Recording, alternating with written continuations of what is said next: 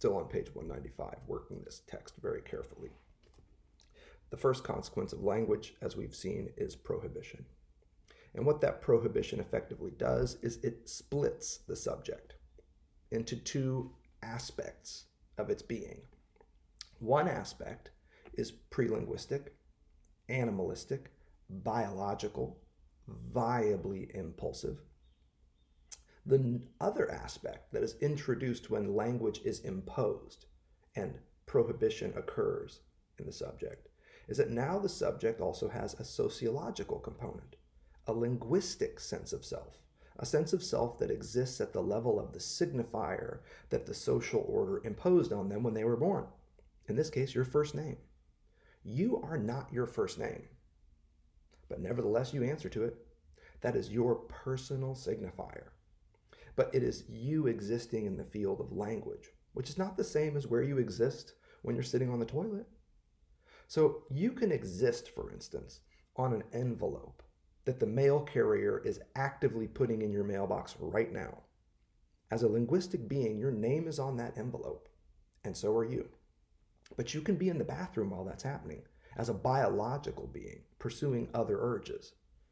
The point about this is that when language is introduced, and when you find yourself integrated into its order, its signifying order, you find yourself like a symptom, with meaning only in connection to all these other parts of yourself, linguistic parts that exist elsewhere. Your bank account, your internet profiles, your appearance on the apps, dating apps, social media apps, your handles all up and down Twitter. These are you, but elsewhere.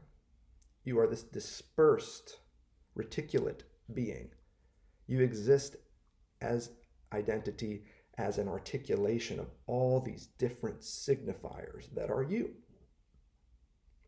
There's always only one biological, material, embodied you. But there are all these other linguistic yous that float around at the level of the name, the account number, your social security number, your internet handles, and the like. What we're getting at here is that the subject is very much like a symptom. It exists and derives meaning only by its connection to other subjects, you might say versions of yourself, in a signifying order, an order that is mediated by language. Now, what this means is that you are this network of signifiers. You are a networked self, if you will. That is not a complete holistic self. This is an understanding of digital identity in the digital age, you might say, where the completeness of the subject is cast aside and you accept that you are this networked self. A subject, in other words, that exists as a series of joints. Remember what we're talking about here on page 195. The subject is the joint between the consequences of language and the desire for knowledge. Now, if you exist as a subject and you are an articulated subject existing only as a series of joints between all these different nodal points, all these different signifiers, all of which are you, this is a consequence of language. You are a split subject, a divided subject, made up of all these connected yet ultimately distinct entities. You know what you start to look like in this case? A dictionary. You start to look like a differential system of signifiers. The self, the networked self, is a differential system of signifiers. The subject and the symptom fit very well together here. Now, what happens is that this series of connected entities that is a consequence of language, and remember the basic consequence of language is prohibition, is a subtraction of something, a cut that is introduced, a gap that is opened up. And that's exactly what we're talking about here. The joint is the minimum gap required between two entities to allow them to remain distinct. This is what produces the desire for knowledge as wholeness, as complete consciousness, as total self-awareness. This is what Lacan is getting at here with truth versus knowledge, psychoanalysis versus philosophy. Unconscious truth that psychoanalysis pursues, and conscious awareness, knowledge of self, pure and complete knowledge of oneself that philosophy promises.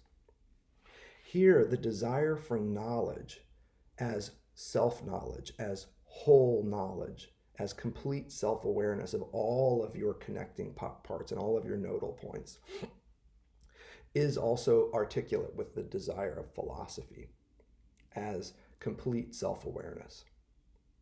And this is desire. Why? Not because it aims at wholeness. All desire aims at the acquisition of objects that we believe will make us whole. If we just get a better smartphone, we'll feel more in touch with the world, better in our own skin, and so forth. That's not, though, what the crux of desire is. Everybody knows what they desire. Everybody has a list of objects they want. And the fantasy is that if I just get them, I'll feel whole. I'll be that complete subject. If I can just get the job, the car, the house, the partner, the family, if I can just get all this stuff lined up, if I can just get my shit together, I'll be whole. Not so. You know what you want. See my use of knowledge there? But the truth of desire is somewhere else. The truth of desire is not in the object that you want. It's in the cause of desire itself. In other words, not what you want, but why you want. Why do you desire?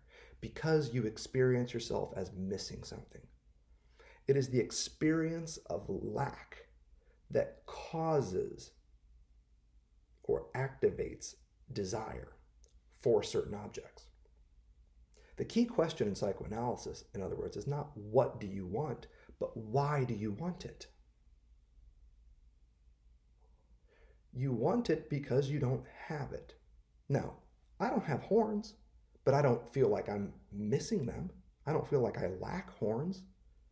It's the experience of lack. It's the experience of feeling like you want or need something that you don't have. And what else is the goal of advertising? Except this, to produce the experience of lack, to make you feel like you're missing something. A new phone, a new car, a better shirt, whatever the case may be. It's the production of the experience of lack that marketers do day in and day out. They make you feel like you're missing out on stuff. They make you fear that you're going to be missing out on stuff. And as a result, they drive you in capitalist logics to the store to buy stuff. Stuff that you hope is going to make you feel whole again. Desire's key question is not what do you want, in other words, but why do you want it? And this desire for knowledge, for self-awareness, for self-consciousness that we've been talking about here, I'm trying to tell you why we want that. We want and desire pure, 100% complete understandings of ourselves, enlightenment, if you will, because in our everyday lives, that's not what we have. You are not aware of the mail carrier bringing the envelope with your name on it and putting it in your mailbox while you're in the bathroom. You, as a subject, are out in the world doing things right now that you never knew you could. You're doing things online, even though you're not doing anything online right now. Somebody is retweeting one of your posts, and there you go, communicating to others as a result. Unbeknownst to you. That's happening in the background, outside of your consciousness, and we know it. You know, as soon as you click send on an email, that somebody could forward that email to someone else. It could be happening right now as you watch this lecture. You're not aware of it. But the fantasy of completeness, the desire for knowledge, is that maybe someday you could become aware of it. That's what we're working on here. The desire for knowledge. So here we have a subject that is the joint between the consequences of language, the first and foremost of which is prohibition, fragmentation, a splintering or splitting of the subject into all these different areas, parts of which are biological, parts of which are linguistic. And this splitting of the subject is what creates all the gaps and the cuts in your identity that your desire for knowledge tries to fill in. And oftentimes people go to therapy in pursuit of this desire for knowledge, self-knowledge. They go to therapy and say, I just don't understand why I do what I do. Please bring me answers. Help me have a fuller, more complete understanding of myself. This is a very common, very normal, but incorrect and rather dangerous approach to self-help. You think what you want is to know more about yourself, to have a complete self-awareness, to know thyself. The truth of psychoanalysis is that you cannot ever do that because there are always going to be parts of you that are unconscious, including those parts that are being forwarded to somebody else via email right now, that are being retweeted and sent out into the world unbeknownst to you, and that are coursing their way to your mailbox on the cover of an envelope. Those are all parts of you too. Those are parts of you that can exist because we live in a signifying order, an order of signifiers. You are not physically, materially on Twitter, but your signifier is. Your digits are, so on and so forth. So what we have here is an understanding of the subject that is this jointed configuration of things, two of which are the consequences of language, which we've discussed, and this desire for knowledge as self-awareness, as a way to get beyond ignorance, the hope that we could someday be less ignorant about ourselves. This is the subject's detour. Truth confused with knowledge, mistaken truth. The subject's detour into the pursuit of completion, wholeness, fullness, is a detour of the truth of the unconscious into the fantasy of total knowledge of oneself. It's a truth that is detoured into knowledge. The important point is not the consequence of language and not the desire for knowledge. The point about the subject is their joining. The subject is the minimum distance required between those two elements, the consequences of language and the desire for knowledge, that allows them to remain distinct. The subject is their point of articulation. That's what it is. It's the joint. And this is what we have to remember. This joining makes for a networked self, a self that is comprised of many nodal points, some of which we are aware, some of which we are unaware, some of which are conscious,